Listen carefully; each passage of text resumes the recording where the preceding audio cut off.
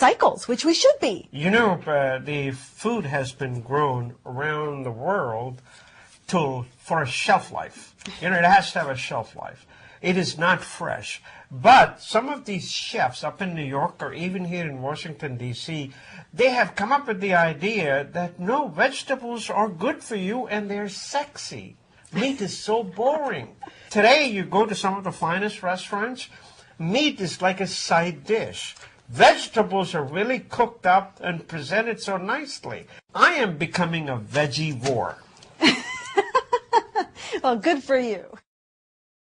Folks, this has become a national story, a scandal in Prince George's County, which is in the state of Maryland, next door neighbor to Washington, D.C. It's the biggest pay-for-play scandal. The executive, which is like a mayor in the Prince George's County, which is the most affluent African-American county in the entire United States, the executive was caught taking a bribe. FBI caught him and then left him alone. And what does he do? He makes a call to his wife.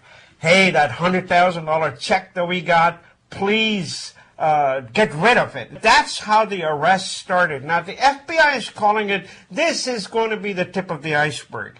Now, the tip of the iceberg means there's going to be more scandals to follow.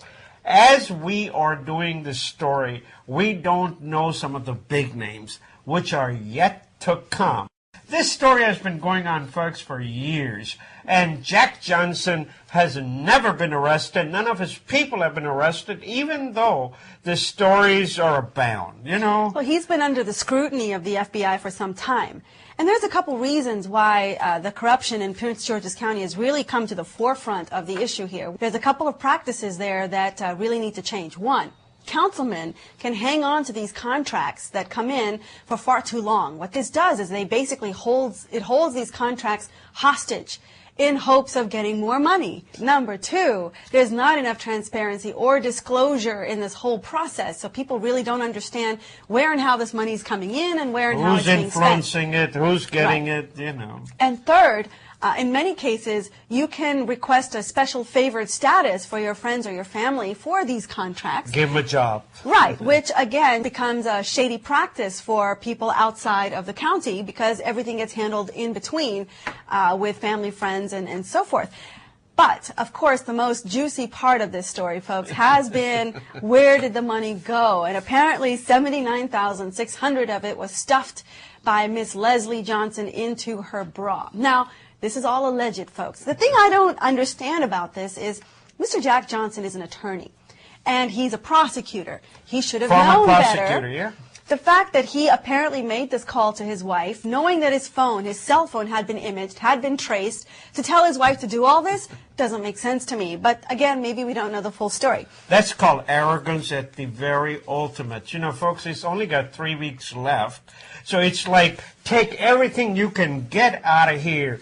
And I tell you, one of the biggest reasons for the bribery and corruption to go unchecked in Prince George's County is because the contracting officer appointed by the county executive is end all. In other words, whatever decision is made by the chief contracting officer, no judge, no jury, no court is allowed to question it or oversight. Yeah. And there's no oversight on that particular thing. And that's the biggest reason. If anything it comes out of this scandal, I hope they change that.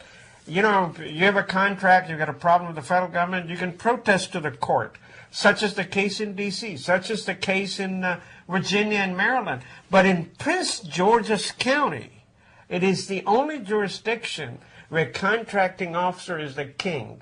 And that's why the contracts can be given to people that they want. I think that's going to change very soon as a result of this big public scandal. But I know many of you, like me, are curious. How exactly do you stuff $80,000 into your underwear, specifically the bra in this case?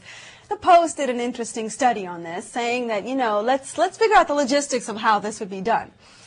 $79,600, if you broke it up into $100 bills, would still be 796 bills.